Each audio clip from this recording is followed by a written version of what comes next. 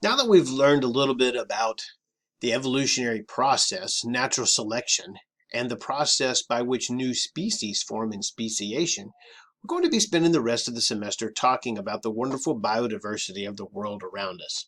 And so we're going to begin with the most primitive organisms, the prokaryotes. Remember that the prokaryotes fall into two domains, the domain bacteria and archaea. These two domains differ from eukaryotes in that there's no nucleus, no membrane-bound nucleus, no membrane-bound or membrane-enclosed organelles such as mitochondria, smooth endoplasmic reticulum, chloroplast, etc. The prokaryotic organisms also have a circular chromosome, and some of them actually have a separate circular piece of genetic material called a plasmid that we'll see in a moment. And then finally, some of these prokaryotic organisms have a cell wall present. The bacteria have the cell wall made out of peptidoglycan, and we'll talk more about that in just a moment. So in general, these prokaryotic organisms are simpler and smaller than the eukaryotic forms of life.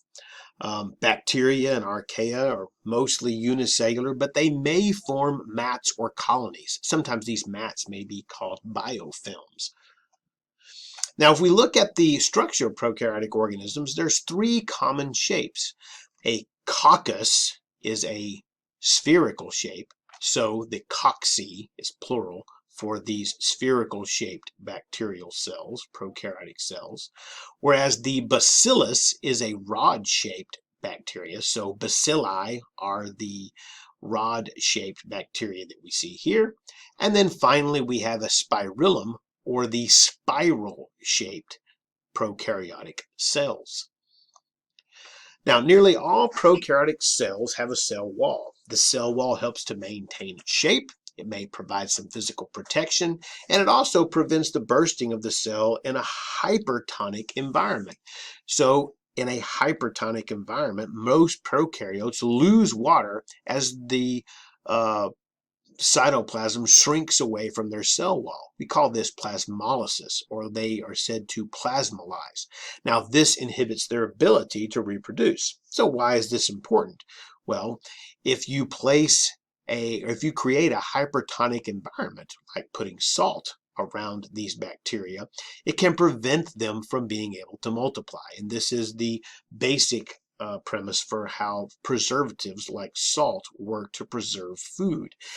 They literally just prevent the bacteria from being able to reproduce. Now, the cell wall differs in prokaryotic organisms as compared to those eukaryotic ones.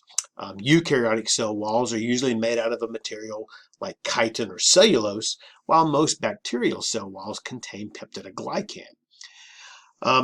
Now, this was noted because in the 19th century, a researcher named Hans Gram developed a test to categorize bacteria. It was known that there were some microorganisms that caused things like infections and were otherwise known as pathogens.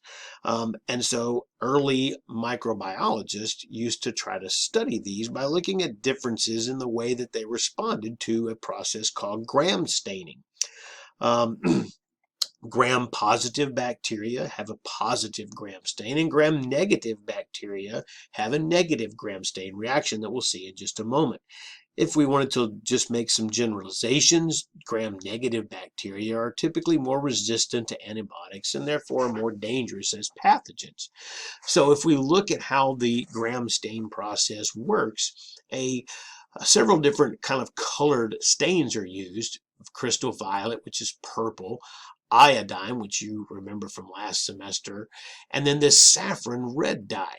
Now, for a gram-positive bacteria, where the bacteria only has a cell membrane, right, the plasma membrane that we looked at, the phospholipid bilayer with these proteins, but then it has a peptidoglycan cell wall. Now, this peptidoglycan cell wall on the outside is much, much thicker. If we look at a gram-negative bacteria, we see not only does it have a plasma membrane, but a much thinner peptidoglycan cell wall, but it actually has an outer membrane as well. And this outer membrane prevents the Gram stain from being present on it. So these do not stain with the Gram stain, and so they're called Gram negative.